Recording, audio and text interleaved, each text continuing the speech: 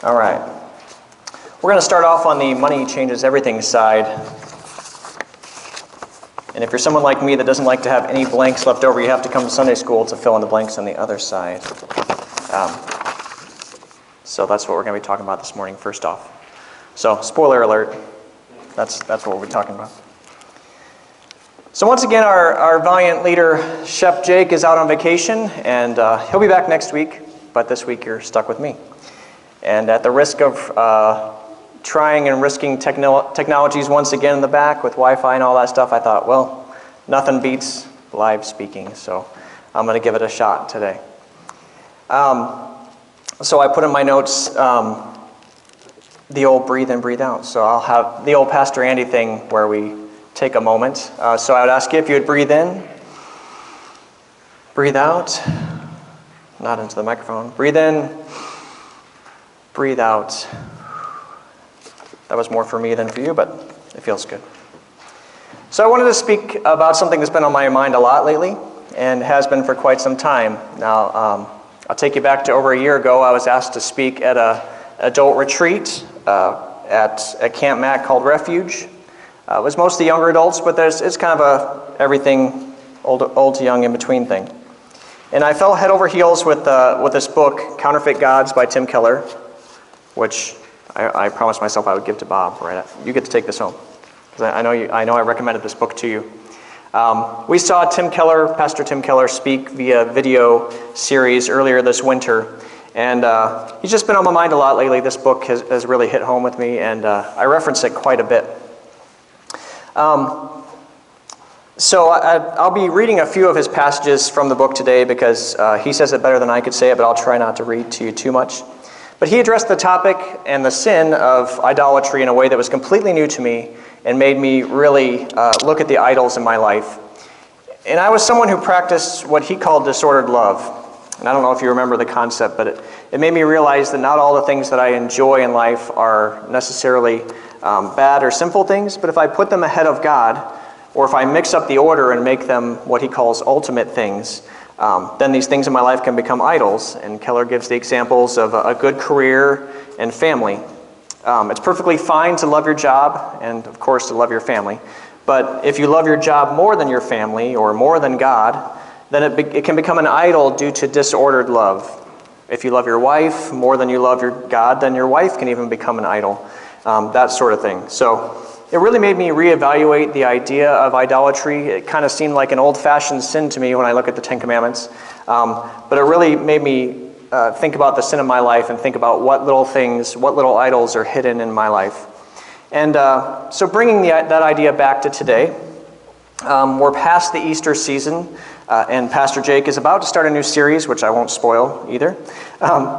So I'm left with this Sunday that's very wide open to address any topic that I'd like to throw out there. So I asked myself earlier in the week, what has been on my mind a lot lately? Well, we sold a house. We're buying a house this week officially. We've been remodeling a house. We're getting ready to send kids off to college. We're trying to get them in safe and insured vehicles. We're trying to put food on the table, keep the lights on, trying to go on vacations, trying to be that fun, entertaining dad. All of those things have this common fuel in order to fire them that's been on my mind a lot lately. And my mind has been on the almighty dollar. I've spent a lot of time thinking about money, the amount that I have, what I want to do with it, what I need to do with it, how I can get more of it. Just all money-related things have been on my mind a lot lately. So it seems like a little bit of a tangent, like a turn off the road here, because we haven't talked about money in a long time. From the pulpit especially. But this retreat message just kept coming back to me, and I thought maybe, is this a mini idol that I need to address once again a year later? Maybe it's not a big one, but it's one I wanted to talk about here today. So if we go to the slides, Andy's going to be running lots of slides for me. I had lots of slides at this weekend-long presentation that I gave. And the first thing I did was I talked about Friedrich Nietzsche. I don't know if there's any philosophers in the house. But he was born on October 15th, 1844 in Germany. In his brilliant and relatively brief career, he published numerous major works of philosophy, including The Twilight of the Idols and Thus Spoke Zarathustra. It's a restaurant. I don't know.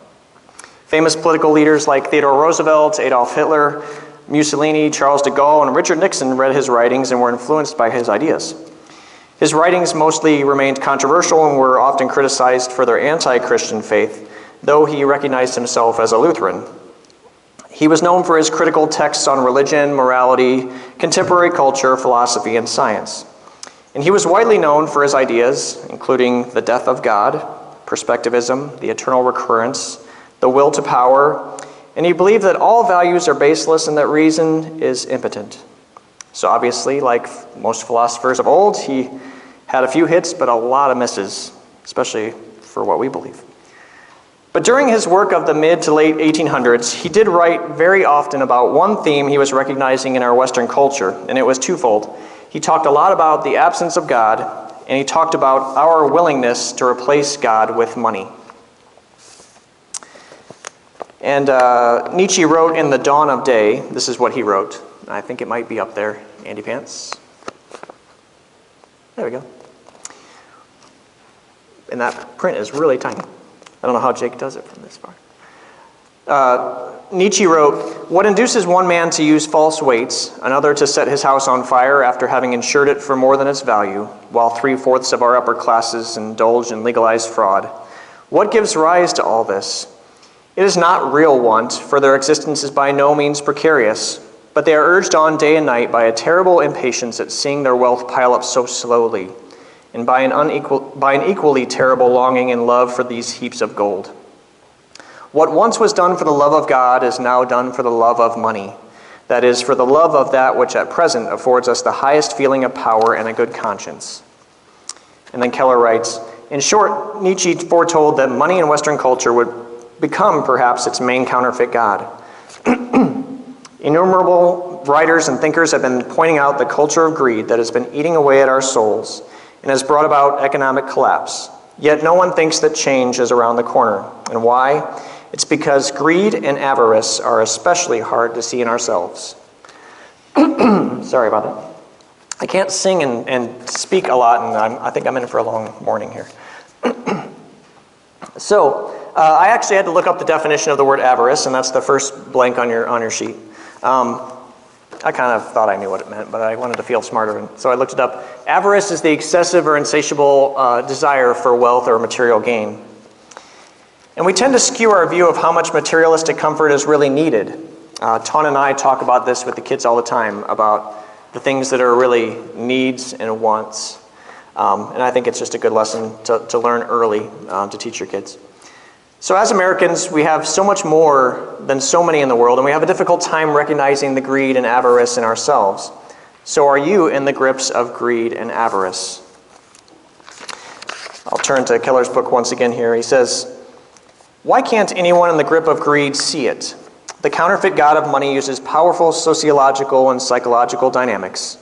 Everyone tends to live in a particular socioeconomic bracket. Once you're able to afford to live in a particular neighborhood, send your children to its schools, and participate in its social life, you will find yourself surrounded by quite a number of people who have more money than you. You don't compare yourself to the rest of the world, you compare yourself to those in your bracket. The human heart always wants to justify itself, and this is one of the easiest ways. You say, I don't live as well as him or her or them. My means are modest compared to theirs. You can reason and think that like that, so no matter how lavishly you are living."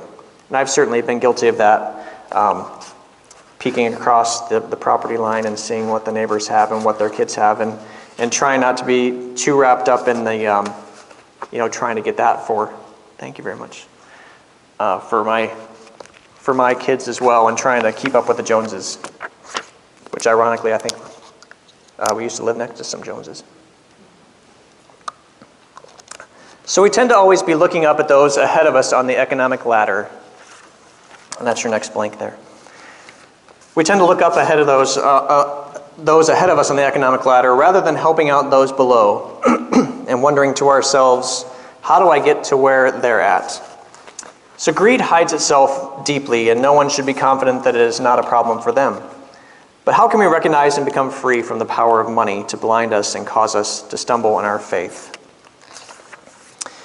Paul says greed is a form of idolatry, and in Colossians 3:5, Paul writes, "Therefore consider the members of your earthly body as dead to immorality, impurity, passion, evil desire, and greed, which amounts to idolatry."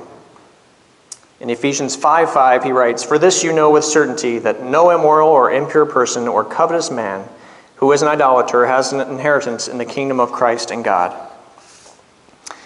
And Luke is teaching the same thing in his gospel. In Luke 12:15, Jesus says to listeners, "Watch out, be on your guard against all kinds of greed, for a man's life does not consist in the abundance of his possessions." So what is greed? In the surrounding passages of Luke 11 and 12, Jesus warned people about worrying over their possessions. For Jesus, greed is not only the love of money, but an excessive anxiety about it. And I know a lot of us are anxious about a lot of different things, so it can really creep up on you. He lays out the reason our emotions are so powerfully controlled by our bank account. A man's life does not consist in the abundance of his possessions. To consist of your possessions is to be defined by what you own and consume. The term describes a personal identity based on money. It refers to people who, if they lose their wealth, do not have a self left, for their personal worth is based on their financial worth. And later, Jesus comes right out and calls that what it is in Luke 16:13 through 15. And we've all heard this one before. "No servant can serve two masters. Either he will hate the one and love the other, or he will be devoted to the one and despise the other. You cannot serve both God and money." The Pharisees who loved money heard all this and were sneering at Jesus. He said to them, "You are the ones who justify yourselves in the eyes of men, but God knows your heart. What is highly valued among men is detestable in God's sight." So Jesus uses all the basic biblical metaphors for idolatry and applies them to greed and money. According to the Bible, idolaters do three things with their idols. They love them. Lovers of money are those who find themselves daydreaming and fantasizing about new ways to make money, new possessions to buy, and looking with jealousy on those who have more than they do. And unfortunately, I think lately, I'd confess, I wouldn't want to say I love money, but I do all those things. I've done a lot of daydreaming, a lot of thinking about what I'm going to do with my money, and less time about thinking how I could serve God with it. The second thing people do is they trust money. Trusters of money feel they have control of their lives and are safe and secure because of their wealth. And you hear the term financial security all the time. People feel like just because they've built a humongous nest egg, that gives them the safety and security they need that only God could really give them. And idolatry also makes us servants of money. So we obey, the last blank is we obey them. Just as we serve earthly kings and magistrates, so we sell our souls to our idols. Because we look to them for significance and security, we have to have them, and therefore we are driven to serve and essentially obey them. When Jesus says that we serve money, he uses a word that means the solemn covenantal service rendered to a king. If you live for money, you are a slave. If, however, God becomes the center of your life, that dethrones and demotes money. If your identity and security is in God, it can't control you through worry and desire. It is one or the other. Money is one of the most common counterfeit gods there is. When it takes hold of your heart, it blinds you to what is happening, it controls you through your anxieties and lusts, and it brings you to put it ahead of all other things. So money idolatry really does enslave us and distorts our lives, and it can affect your generosity. For example, it can cause perfectly well-meaning Christian folks, such as many of us, to really dwell on our giving. Now, I've got a word I'll throw up here that's, go ahead, Andy, with the next couple slides. Tithe. This one, for years, has given me a little knot in my stomach. I know Ton and I have had this conversation many times over the years. We've always told ourselves we're going to study it more because it's one of those tough things, even though I'm not sure why it's even really one of those tough things. I know we're supposed to be giving of our first fruits, but do we? I know we're supposed to be asking ourselves, how much can I give instead of how much must I give? And that idol of greed grabs a hold of us and tells us in the back of our mind to hang on to those hard-earned dollars. I actually asked Dad for an illustration. We're supposed to look at our money and sometimes, and I'm not sure how much he gave me. He carried $4. course, I didn't have any. I had to ask for some for you for an illustration. We look at our money and we say, I need you to feel secure in a roller coaster world. I need this money so I can have access to the social circles and to make myself more beautiful, attractive, and more appealing to other people in their eyes. I need this money so I can control my life and control my circumstances. I need this money to give me power over my own destiny. Maybe you even say to yourself, I need to build wealth. I need to keep this money to allow me to do the Lord's work. But you never get around to doing it or spending it in that way. Meanwhile, the offering plate gets passed around and in goes your 2% or your 2.5% or your pre-tax, post-tax, gross pay, net pay, however you figure your tithe or your offering. Maybe it's even just your spare $20 because somebody's sitting next to you and you don't want to look like that person, let it fly by. The idol of greed has told us that we need to take charge of our lives because our God isn't big enough to do it for us. So the question I would ask you this morning is, do you believe that God is big enough?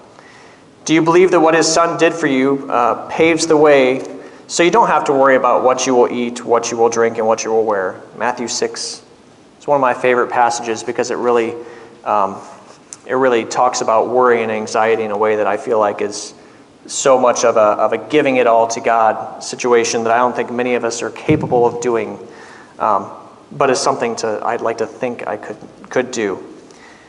So Tim Keller believes that to the degree that you grasp the gospel, money will have no dominion over you. When you see Him dying to make you His treasure, that will make Him yours. Money will cease to be the currency of your significance and security, and you will want to bless others with what you have. Money cannot save you from tragedy or give you control in a chaotic world. Only God can do that. Another quote is, what breaks the power of money over us is not just redoubled effort to follow the example of Christ. Rather, it is deepening your understanding of the salvation of Christ, what you have in Him, and then living out the changes that understanding makes in your heart, the seat of your mind, will, and emotions. So rather than just getting Tim Keller's perspective on it all, I looked to a couple other people. And one of the more prominent voices in the world of finances is Dave Ramsey, who many of you might know. I still enjoy his radio program and his podcast every once in a while, but I don't listen to it as much as we used to. Does anybody remember the course we did here at Timberland? I don't know who all went through it. Keels went through it. So there's not too many of us left. I think it'd be worth doing again. Some people don't like to think about attending for 9 weeks and talking about money and getting really personal and opening up to other people about their finances. But I really enjoyed the course, and I think maybe at some point we would do it again. But here is something that he wrote, and he's a little, I don't know, he's a little radical at times, so maybe this is a little more radical than I would argue. But he argues that the love of money, not money, is the root of all kinds of evil. So this is something Dave Ramsey wrote that I wanted to share. Dave wrote, "As a Christian, I'm amazed how certain political and religious groups have decided that wealth is evil. Many of the heroes of biblical faith, of world history, and of our nation were very wealthy, including King David, Solomon, Job, and most of our founding fathers. There is a negative mindset justifying money, mediocrity that is maddening. Wealth is not evil, and people who possess it aren't evil by virtue of their wealth. There are rich jerks and poor jerks, and Dallas Willard in his book, The Spirit of the Disciplines, says to use riches is to cause them to be consumed. To trust in riches is to count upon them for things they cannot provide. But to possess riches is to have the right to say how they will or will not be used. So if you're a good person, it is your spiritual duty to possess riches for the good of mankind. If you are a Christian like me, it is your spiritual duty to possess riches so that you can do with them things that bring glory to God. The bottom line is, if you take the stand that managing wealth is evil or carnal, then by default, you leave all the wealth to the evil, carnal people. If wealth is spiritually bad, then good people can't have it, so the bad people get it. It is the duty of the good people to get wealth, to keep it from the bad people, because the good people will do good with it. If we all abandon money because some misguided souls view it as evil, then the only ones with the money will be the pornographer, the drug dealer, or the pimp. Simple enough.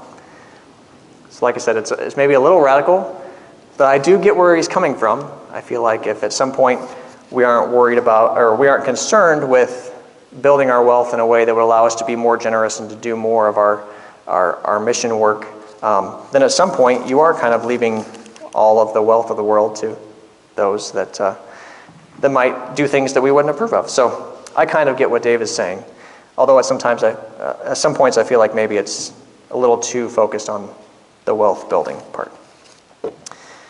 So my last thought about money is this quote I heard once, and I don't know who to attribute it to, and it goes like this: "The paradox of wealth is that it will make you more of what you are." The author Randy Alcorn once wrote, "If you are a jerk and you become wealthy, you will be the king of jerks. If you are generous and you become wealthy, you will be most generous. If you are kind, wealth will allow you to show kindness in immeasurable ways. If you feel guilty, wealth will ensure that you feel guilty for the rest of your life." So we'll continue this topic of discussion into Sunday school, where we'll talk a little bit more about money, and then we'll dive into the idol of success, which is closely related to this idol of money. But I'm beginning to recognize this idol of money in my life. It's been a sneaky one for me to detect, but I know that my God is big enough to take care of all of my needs. I know it. I just need to sometimes convince myself of it when I look at the end of the week and the amount's getting smaller and smaller. I know God will take care of all of my needs. And I also know that we need to open up to each other more and talk about money issues and money struggles, what has worked for you and in your marriages, and what has hindered you. I know money is a bit of a taboo subject, but I think it's something that as a church body, we could maybe talk a little bit more about what has worked and what hasn't worked for you.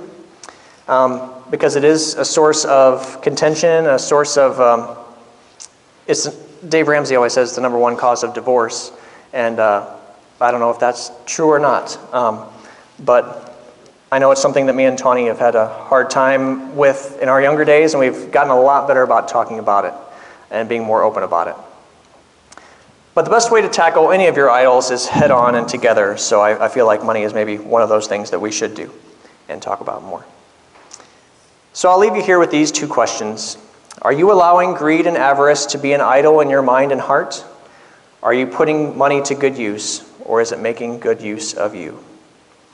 I'll pray and then we'll close with a song. I'll run back to the piano and we'll close and dismiss with that.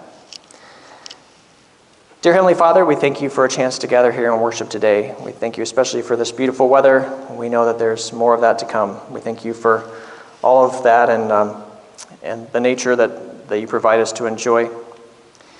We ask you to identify the idols in our lives, and we know that sometimes they're very hidden deep within our hearts and our minds, and they really sneak up on us, and at some point they become something that we put forth before you, and we make them ultimate things, and we're sorry when we do that.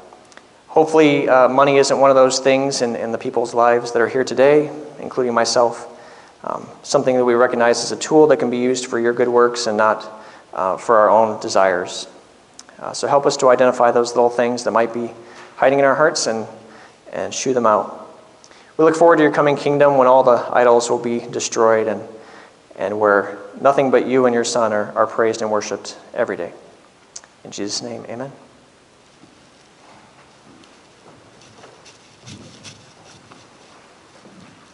All right, if you would, let's stand.